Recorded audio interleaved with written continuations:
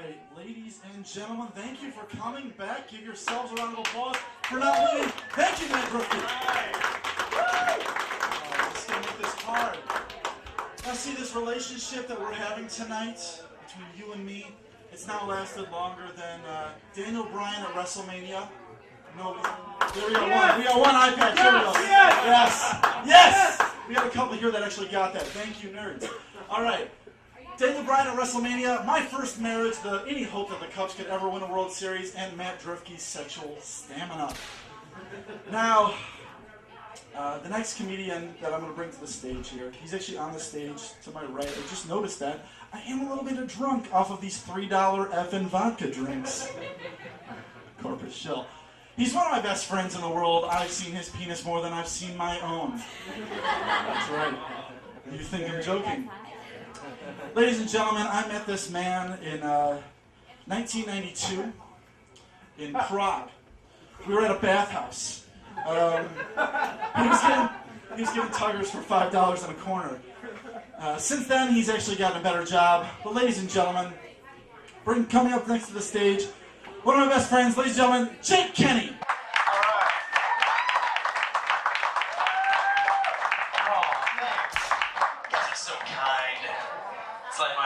So intimate here. It's like my first time having sex, but that time more than one people had an eye patch on. So. I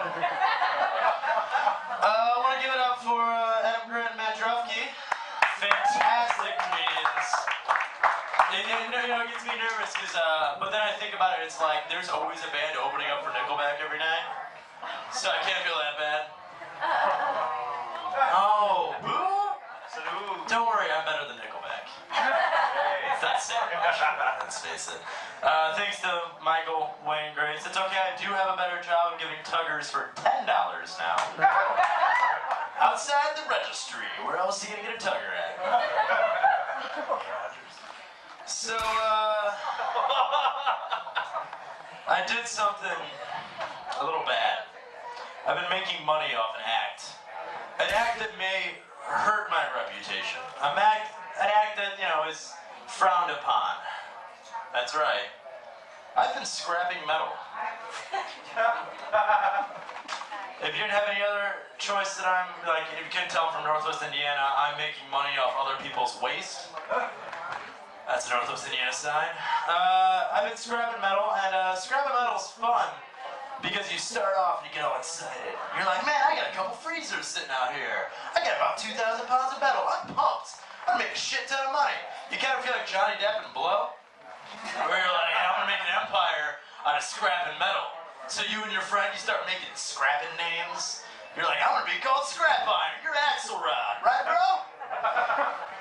Next thing you know, you're just thinking of the ideas of the reality show you guys are gonna do together, Scrap Boys, 8, 9 Central on TLC. Next episode on Scrap Boys. The boys try to catch a stove before the garbage man gets it. Next week on Scrap Boys, the boys get the help from their buddy Tugger to pull out a stove at the bottom of an ocean. Next week on Scrap Boys, Scrap Iron gets tetanus. Can he survive the amputation and still scrap a stove? Scrap iron's fun, but man, alright, okay, so you get your buddy, you haul everything in, you're all excited, and let me pause for a picture real quick. I'm gonna send these to some important people. Okay, these important people run a web series where they review video games. If that's not a nerd quality, I don't know what is. Don't worry, I have had sex once or twice. But scrap it, it's exciting, you get your friend, you lift something heavy, and you're like, yeah, I'm all pumped, I'm gonna make a bunch of money. You get there, you weigh it out, you're like, I made $2,000. And then you pull into the scrapyard. Let me tell you what a scrapyard's like. A scrapyard is the worst place imaginable. You go pull into a scrapyard, even in the winter and you can tell it's gonna be 95 degrees in there. The people working in there, you know what it's like? It's like Mordor from Lord of the Rings. There's just fire everywhere and people are all upset with themselves. The workers are just like orcs just waiting for a fairy little elven archer to hit him in the eye. Gotcha! And then the moment of truth comes in. You get your way out and you're like, oh yeah, I'm gonna make like $500, dude. I'm gonna be rich. $48. Suddenly, your TLC show's in public access. But then that $48, you're like, still, I got $48 for just shit in my backyard. And then you start getting addicted to it. You start scrapping everything. And going from Johnny Depp to Blow, now you're turning in cans like a crack addict. And if you couldn't tell, me that I'm scrapping metal, I'm from Lowell. Lowell, Indiana. Anyone ever been to Lowell, Indiana? Yeah. Woo! Lowell. I was recently in a set in Chicago and I had to explain to them Lowell and how to get there. And I said, you're gonna go west. You're gonna go west. You're eventually gonna see a drive-by.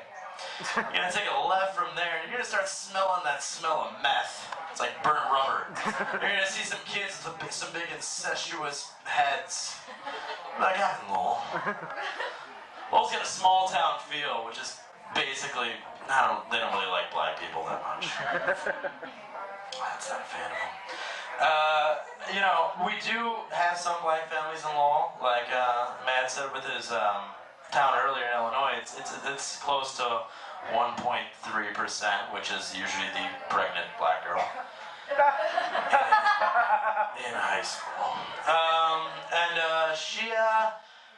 And that was totally planned because she needs to build more athletes for Lowell's basketball team.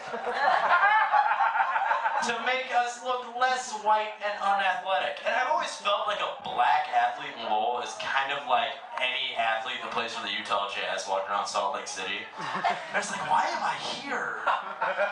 This is uncomfortable. You know, I still have some small town tendencies. Every time I see an Indian guy, I just think he's Aziz Ansari. He's like, oh, I'm a huge fan. Like, I met Keith probably like a year ago, and like for the first 3 months, I thought he was in TV on the radio. I'm like, oh, you're so cool, dude. Explaining my style to people is tough. For the longest time, someone called me geek chic, which is basically saying, you know, you dress kind of nice, but you still look like you've never had sex. I had someone actually say I dress like a white Kanye West. It doesn't show now, but it's not really that cool to dress like a white Kanye West when you've played World of Warcraft for the past 8 hours. Just doesn't work. It's not fly. I have figured it out. I call myself a hipster. I wear a lot of plaid shirts, a lot of ironic t-shirts. My jeans are kind of skinny, not really. And I also can split wood and have seen a cow give birth. I guess that's kind of important. I'll change gears a little bit here, guys. So AIDS and cancer. I'm not good at segues yet. Well, I think of AIDS and cancer. AIDS and cancer, they're normally seen as bad guys, as villains. Want to remember? Yeah, Mandy Moore got cancer. And who were you rooting for? You root for Mandy Moore. But let's think about it. AIDS and cancer are kind of sexy villains. AIDS, on one hand, it's stealthy. You never know who's got it. It's charismatic. You always hear, AIDS this, AIDS that. That's everywhere. It's super deadly. It's like John Malkovich in Con Air. Cyrus the Virus. Cancer, on the other hand, I heard a snort, by the way. That's the first snort I've ever had. Thanks, guys. Cancer, on the other hand, it's black, it's dark, it's looming, it's evil. It is Darth Vader. thinking about this, who wouldn't want to see Darth Vader kill Justin Bieber? In that fight, you're rooting for Darth Vader. On the other hand, who wouldn't like to see John Malkovich kill Taylor Swift? Exactly. Now you people are sitting there like, oh, he's talking about AIDS and cancer. That's bad. But then you're like, AIDS and cancer would be awesome in that situation. I like that joke. Sorry. I do. Effin' Vodka, guys. Give it up for Effin' Vodka, our new sponsor. Thanks, guys. Effin' Vodka is so appropriate to be sponsoring a comedy show because the more you guys drink it, the funnier we are. Effin' Vodka is so appropriate. It's I thought of other appropriate sponsors, like if NASCAR was sponsored by the morning after pill, because those people shouldn't be giving birth anyways. Or if I don't know, the Jersey Shore was sponsored by Robert Morris College. They need an affordable education too. Or if the NBA was sponsored by, this might be racist, but Newports and King Cobra. And the morning after pill. And Robert Morris College. Actually, now that I think about it. I know it's been mentioned before, my girlfriend's upstage. Give her a round of applause, she's taking pictures. And now, Michael Wayne Grace kind of borrowed my joke for a second, but I'm gonna go on about it. Me and her have been together about two years almost. A little over almost 3 years. Fuck, I'm not getting laid tonight. Almost 3 years, and I realized that there's this fear in my head. If she died, I'd be the #1 suspect. Thanks, Mike, for stealing my thunder on that joke. Fucking dick. But they got a lot of evidence. We're around each other a lot. She spends the most time with me. We argue in public. I might brandish a firearm at her. But guys, really, this is a guy thing, ladies. Shh. Don't you just hate when your girl can't fit enough coke in your ass to get over the border? Oh, God, it's so embarrassing. I mean, Jose needs his fix.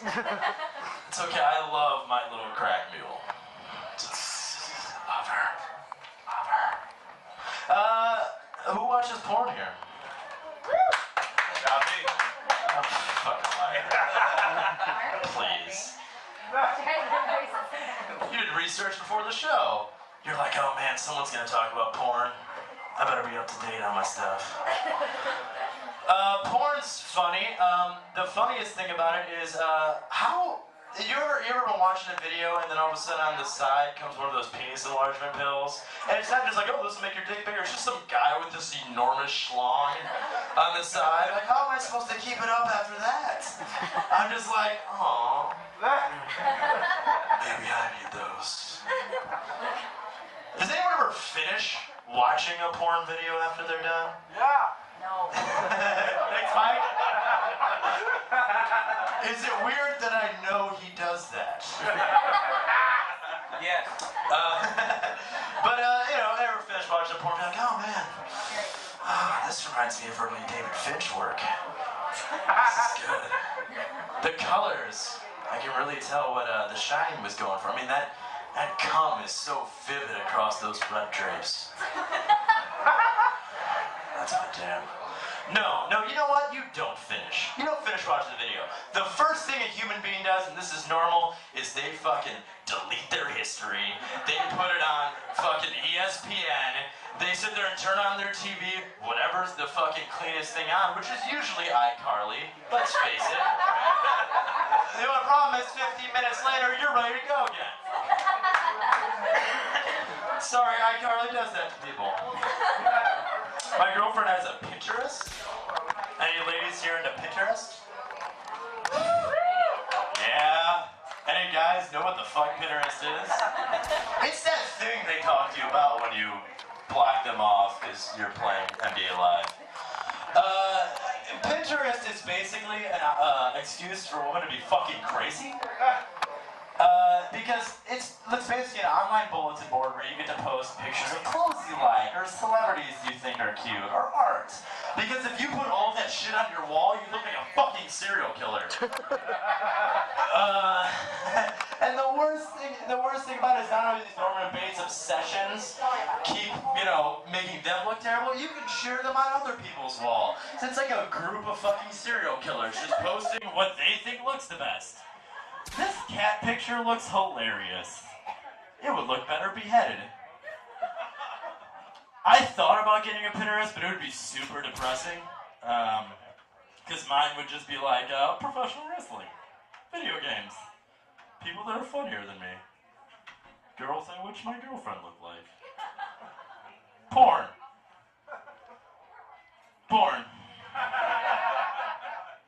Probably some more porn down there just to make it safe.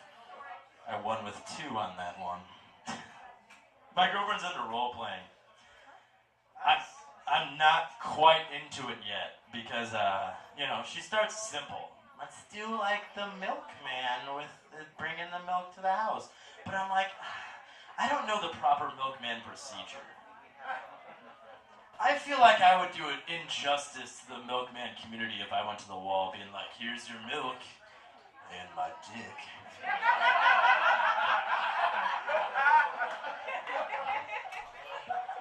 And then she's like, oh, let's do the police officer being like, arresting me. And I'm like, hey, it is illegal to impersonate an officer, all right? Not into that. So then she let me choose, which is the worst mistake ever. Because I chose Hanna-Barbera cartoons. I know. Most specifically, I picked the Flintstones. And she got really weirded out when I made the dildo go, it's a living.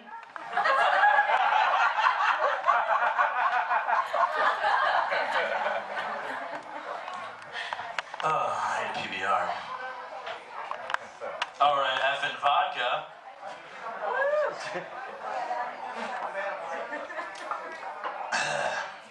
So, I'm moving to Chicago soon, speaking of PBR. And, I've been going there a lot for open mics and just for random bar trips and stuff like that. And, I've noticed something weird.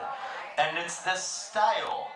And, people see me sometimes like, what a hipster around here. And then you go to Chicago and be like, dude, you're fucking, the creed of hipsters. You don't got shit on these people. Is it just cool for every girl to dress like a lesbian now? Is Ellen DeGeneres that popular nowadays? And the hat that guys wear now is it's a stocking cap up to here, and shows this much hair. I mean, maybe this is the nerd coming in for me, but I just am like, you fucking stole that from Legend of Zelda, dude. That's not fucking cool. They're the same guys that be like, Legend of Zelda, it was way cooler in 1988. I was into it first. I played the beta.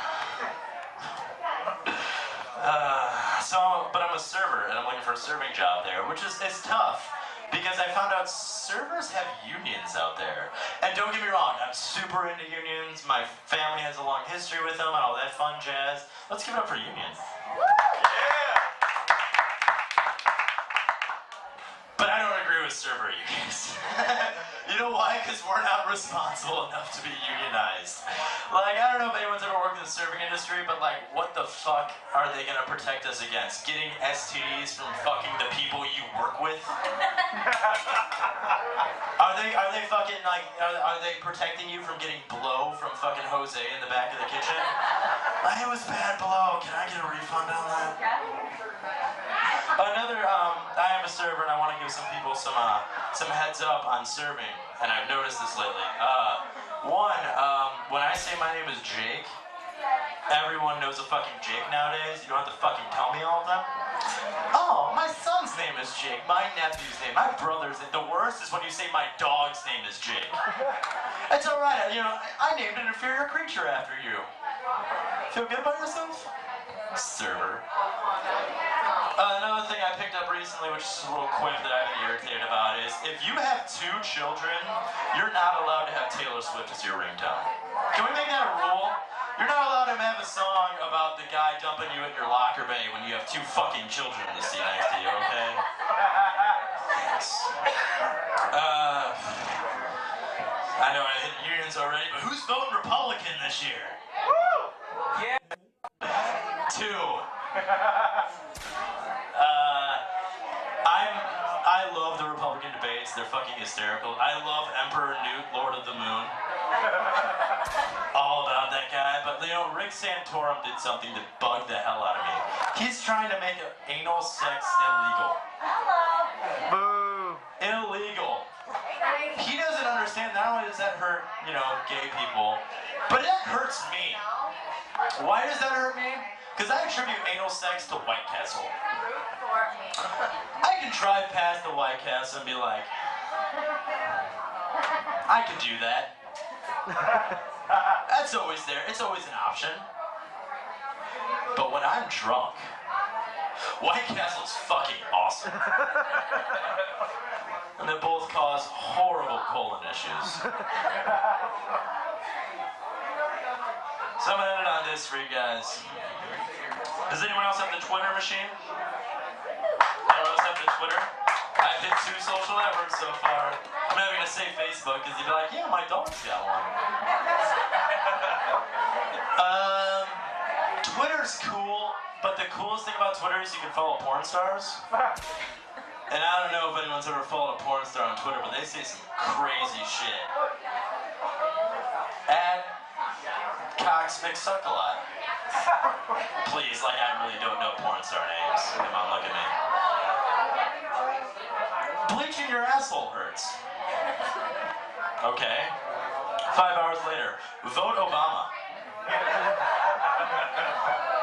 I didn't know you could follow bleaching your asshole with, you know, a social injustice, a social calling. Vote for change. Yeah, we want change. Kurt Vonnegut of porn right here, alright?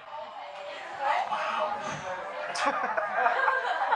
No one ever read fucking Breakfast of Champions, I guess. Thank you.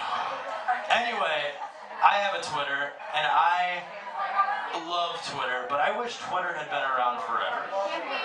And this is why. Because you know how awesome celebrities back in the past would be awesome to follow? Okay, at K. Cobain, I'm sad. I feel really bad at nothing. It is the 18th anniversary of his death, so I feel a little bad about that one. Mike clapping because he's dead. At K. Cobain, Pearl Jam sucks. At K. Cobain, buying shotgun shells. At JFK, I think I'll keep the top down in the car today. At Sonny Bono, skiing's fun. At Tupac Shakur, going to Vegas, hang out with my homies. 5 years later, at Tupac Shakur, new album dropping. At Abraham Lincoln, man, these seats are good. I got more of these. I got a certain amount of these.